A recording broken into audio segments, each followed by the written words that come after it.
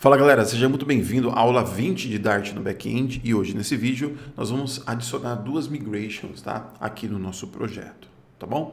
Bom, nós fizemos uma criação de uma tabela, né, de clientes, colocamos ID, nome, e-mail, só que por engano eu esqueci de colocar o primary key na coluna ID, tá?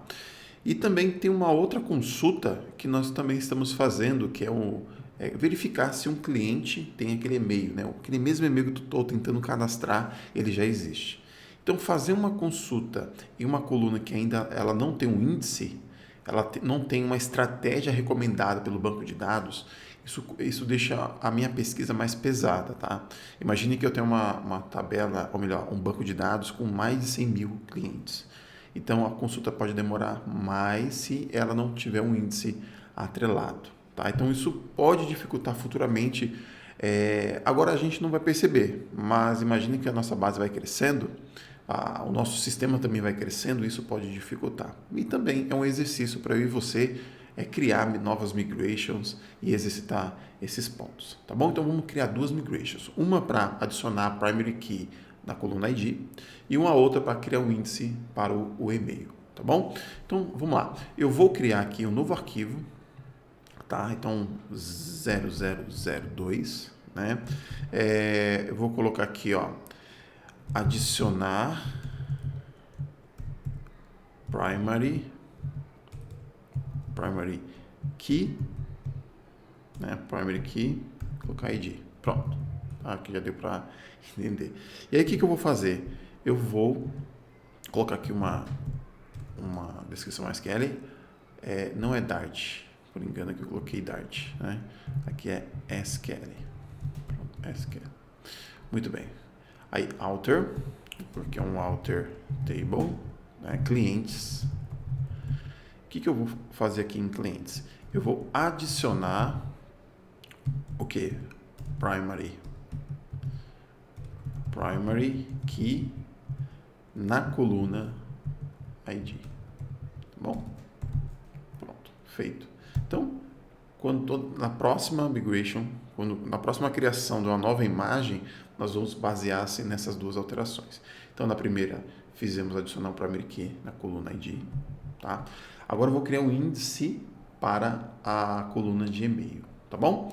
Muito bem, então, vou fechar aqui esse também e vou criar uma nova migration. Mas você poderia colocar nessa migration aqui mesmo. Eu poderia mesmo, tá? Mas eu gostaria de deixar bem separadinho, descritivo, realmente colocar dentro desse arquivo o que realmente eu estou fazendo, tá? E eu posso colocar um end ali, mas não gosto, tá? Aí você pode criar um padrão que você ache melhor, tá bom? Muito bem, próximo. Qual é o próximo mesmo? Vamos criar aqui um índice, tá? 0003, né? Vou colocar criar índice e-mail. Algo assim, tá? Bem simples. Beleza? Então, vamos criar esse índice aqui. E aí, nós vamos fazer assim, ó. Create índice. E eu vou dar um nome para esse índice. Vou colocar index e-mail. Tá? Aí eu tenho que falar a tabela. Qual tabela? A tabela de clientes. Na coluna e-mail. Tá bom? Então tem que rodar dessa forma aqui. Beleza? Então vamos fazer um teste, tá? Eu vou fazer o seguinte, eu vou pegar aqui o Docker, tá? Deletar aqui o meu container, também a minha imagem, né? Com base nessa imagem foi criado. Então vou parar tudo aqui. Beleza?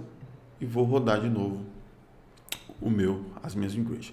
Só que se eu rodar, só vai criar a tabela, né? Lembrando que nós só colocamos uma, né? Então temos que adicionar as outras duas, né? Então, essa aqui, nós atualizamos ela, né? Para um outro descritivo. Qual foi o descritivo? 2. A 2 foi... deixa eu apagar até o ponto SQL ali. Então, vai fazer assim, ó. Adicionar primary key ID.sql. Tá bom? Beleza, então aqui embaixo também foi adicionado. Eu vou apagar, pago até o número 1 ali, né?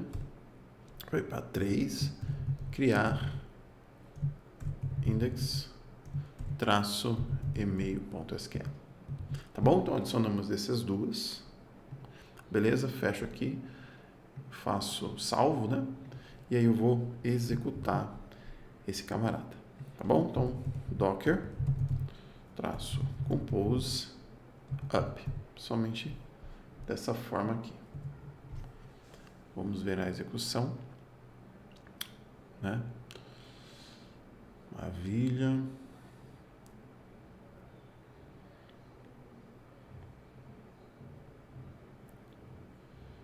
Muito bem. Ele fez a execução e aqui é interessante que nós conseguimos ver, né, os detalhes da sua execução. Então ele conseguiu criar a tabela que nós já tínhamos. Ele fez a alteração na table que era referente ao primary key, né? E criou também um índice, tá? Esperando o servidor para shutdown, etc. Então aqui ele já fez um pré-resumo para nós, né? Preparando todas aquelas alterações que nós fizemos, que isso é muito importante, tá? Isso vai acontecer no decorrer do projeto. Existem outras recomendações para que possamos alterar essas migrações, as migrations, e depende muito como que o seu back-end está envolvido dentro de uma estrutura, ou melhor, dentro de uma arquitetura, né? O back-end está na AWS, né? E o nosso back-end, ou melhor, o banco de dados está na AWS e o nosso back-end está em outro, né? Outro serviço do Google, por exemplo, né? Então, existem muitas estratégias que podemos seguir, tá? Que é bem recomendada aí como as boas práticas, tá bom? Bom, fizemos as duas atualizações para que os próximos vídeos nós possamos focar totalmente em finalizar a nossa API, tá? Então falta pouco aí para fazer essa finalização, então eu te vejo no próximo vídeo.